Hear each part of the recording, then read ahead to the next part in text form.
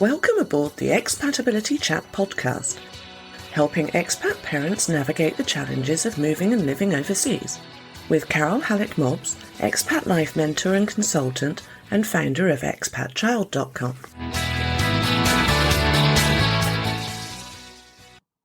Hi, welcome back to Expatability Chat.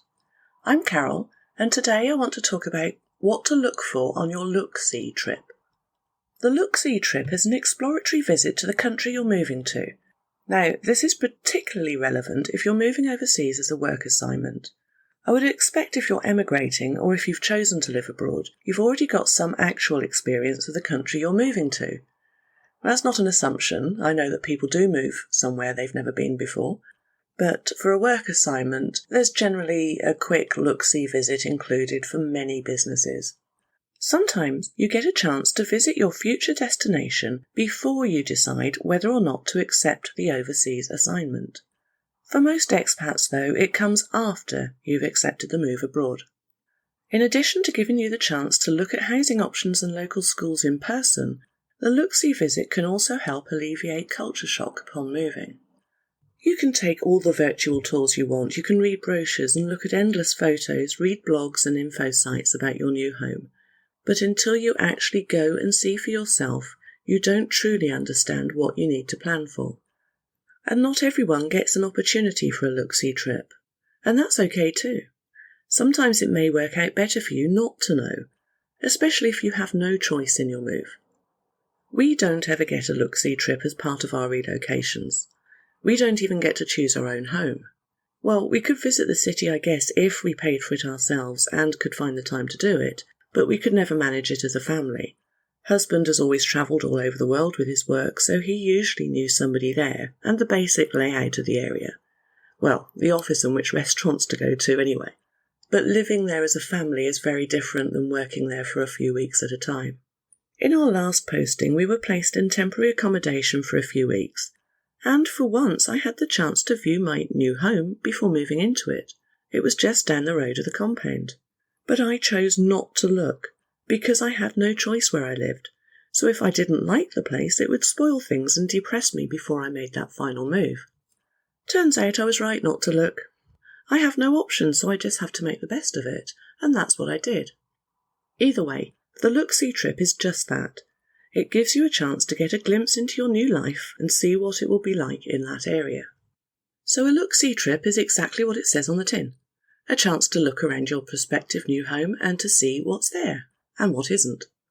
Someone once said to me, "You don't know what you don't know until you find out," and honestly that is so true. So in this episode, I want to give you tips on what to look for, what to look and what to see, and how to get the most out of your visit. So what to consider when making this visit? It's important to make sure that your look-see trip is planned efficiently so that you can get as much done as possible on the visit.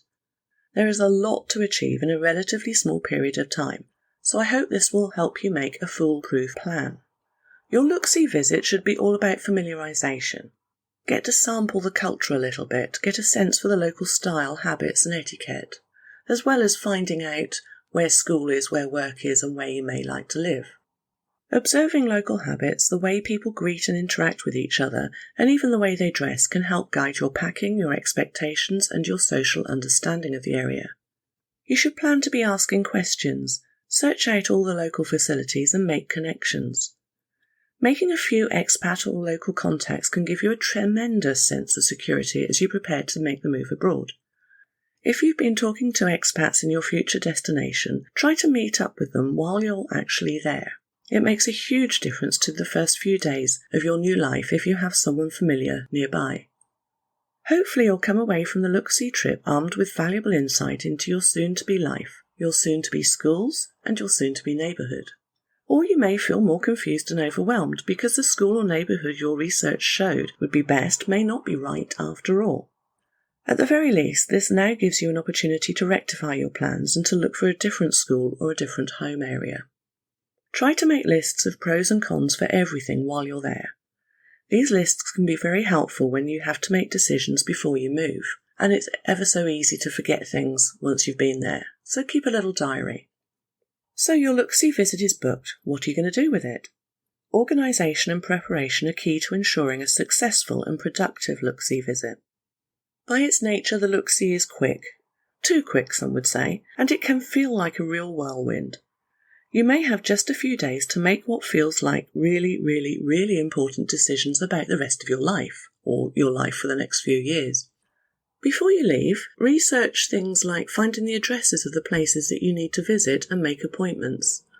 Arriving with an itinerary in hand can give each day structure, which is especially important considering everything you have to cram into a short space of time. Include in your itinerary things like familiarisation, so getting used to what the place is like, what the culture's like, what the climate's like. Make sure to ask as many questions as you can and make a note of the answers in case your memory is like mine and you forget. Check out local facilities and make connections if you can. So there are certain things to consider with regards to planning your particular look-see visit, one of which is jet lag. Factor it in. There is little point planning a really important meeting as soon as you land if you don't know which way is up. Jet lag can last around about 24 hours, if not longer, so try and keep the really important meetings for the next day. And also try to go for more than just a weekend. It's really advisable that your visit includes at least one weekday, not a public holiday, an actual working weekday, so that you can visit schools when they're in session and get a feel for the local atmosphere during the working week. Make sure you build in some free time to explore. While much of your look-see visit may be filled with meetings and appointments, do set aside time to simply explore and enjoy the area. So create an itinerary that you can use to maximise your time, but as a confusing alternative, don't try to do too much. So focus on the essentials that you can deal with in the amount of time that you have.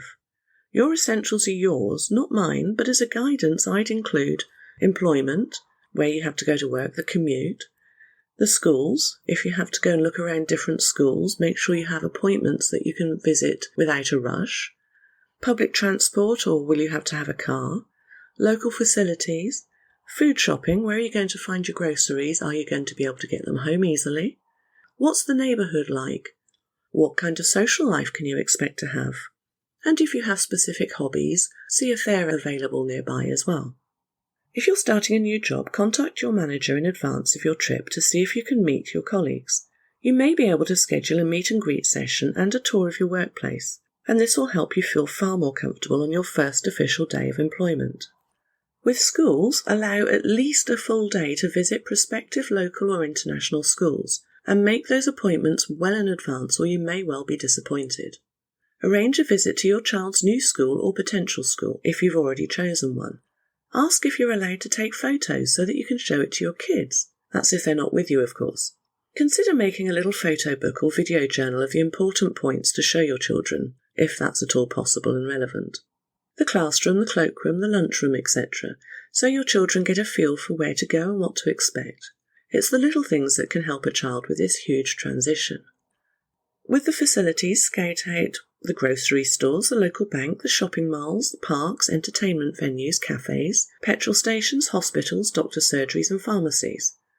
Okay, most of those can be done on a map, but sometimes it's useful to get a feel of them. You don't want to be schlepping around all the doctors' surgeries and hospitals, but find out if all the things that you need are going to be readily available. Plan any alternatives if the answer is no. The more information you can gather now, the more prepared you'll be. It's too late after you move to discover that you can't obtain a specific medicine there, or find that the local store doesn't stock anything your child will eat, or if there's nothing for you to do in the area that you've chosen. How are you going to move about in your new location? Will you be driving? Will you have a car? Will you have 2 cars? Or will you have to rely on public transport? How long is the school run going to take? Take a tip from a hideous experience of mine and don't assume a handful of stops on the metro will be a short journey, especially if there are changes of line involved. Our first few weeks' journey to school in Tokyo took 2.5 hours each way. 2.5 hours. It was horrendous with a 5-year-old. And then a lovely new friend told me about the buses, and we shortened that journey down to a happy hour each way. Once I got a car, however, it only took 20 minutes. So distances can be confusing. Public transport can make journeys a hell of a lot longer or a hell of a lot quicker. It depends on the country, it depends on the town, and it depends where you live. Research the local transport links and take a few trips to and from the important places to get a feel for traffic flow and the amount of time you might need to allow for travel. Try to get out and about in the rush hour too, as these can vary hugely from location to location, and you need to know what you're up against. With your neighbourhood, do research prior to your trip to find out which neighbourhoods interest you. Try to narrow these down as much as possible. Leave house hunting to last. By the time you've seen and done all of the above, you'll have a much better idea of where you'd like to live. On your trip, spend as much time in each of these neighbourhoods living like a local. If possible, stay in a hotel or rent a home in the neighbourhood that interests you most. Having said that, you're only going to be there for a few days, so you will be doing lots of travelling. But if your look-see visit is longer, then maybe you can hop around neighbourhoods. Walk around each area and visit the local restaurants and hangouts so that you can interact with the locals and see who's living in the area. Moving overseas is a massive commitment, and you need to know whether or not you'll be able to fit into the local rhythm and social etiquette. What will your social life be like? Try to make some connections with other expats. You may not want to restrict your social circle to the same people after you move, but to start with, they'll be a huge help for you. They will also be a valuable source of insight and information. Talk to the locals too. Try engaging in conversation with shop owners, passers-by and neighbours. Be a bit weird for a while. Get a feel for the culture and see how easy it will be to build social connections. One key point with a look-see visit, and people are very divided on this, is to whether to take the children or not. Children can benefit greatly from a pre-move visit to their new home, but there are several things to consider before you rush out and book family tickets. If you take the children with you on your look-see visit, how likely is it that the whole trip will revolve around their needs and their wants? You may feel obliged to go to the tourist spots, the fun parks, Disneyland and so on, and the important things that you need to know may get neglected. Remember, the look-see visit isn't a sightseeing trip. So if the answer is very likely, then you may want to consider leaving them at home and plan how best to communicate your findings when you get back. Another consideration is, what if the trip doesn't go to plan? What if the kids get bored or stressed or see something they don't like? There's a real risk that this may put them off the move and cause big problems down the line. You may be better off telling them all the great things about their new home instead of letting them experience it too soon. Most families do all go together. One of my lovely group members, Lucille, says, "Yes, taking the kids is hard work, and they are dragged around to schools and houses. But we do fun things with them too, and I feel it's important for them to be part of the process and feel like their opinions matter too. My kids are 8 and 10, so still young enough for me to spin some magic. I can't speak for teenagers. So the tone of the trip is less, let's go and see if we like it, but more, this is our next home, let's explore it together. My kids have never hated a location on a look-see trip, but that doesn't mean they've always wanted to move. It's a fine balance." And because I personally have never been on a look-see trip, I threw the question open to my group, so I'll share some of their valuable experience and advice to you now. This is advice from Marta. Really ask yourself, could I live here and be happy outside of work? Be clear about what your priorities are and think of the obvious ones as well as the mundane ones too. Safety, healthcare, cost of living, retirement, career advancement, culture, nightlife, schools, restaurants, even things like, are there good hair salons? Are they affordable? Some of these may not be deal breakers, but they will help you make a more informed decision should you choose to move there. Priorities and quality of life are not a cookie-cutter thing. Really ask yourself what this means to you. Also remember that everything will look better on a look-see than it really is. If a company has invested in arranging a look-see trip for you, they really want to convince you to live there. It's kind of like dating someone new. We all show our best qualities. Lastly, be clear on what the company will pay and what they won't, as well as on timing. Is this a shorter-term assignment, i.e. will you go back home after 2 years, or is this a definite relocation? It's a huge decision and it's not always easy, but it is a privilege to have the option of being able to choose where to live and work. And here's some advice from Annabelle. I needed to picture how life could be and if I could picture the kids living there. During a look-see, it is a whirlwind. You see neighbourhoods, but you have no idea where they are compared to each other. You visit schools, which was the most important part for me, and it allowed us to pick the school we really liked. The company usually takes you to the nice neighbourhoods to wow you. Do get in touch with expats living there beforehand so you can get an idea of what the neighbourhoods and schools are like. And also double check the commute and the school run. The relocation company may have you visit places that will actually be really far from work or not doable as a commute, so it's best to have insider info.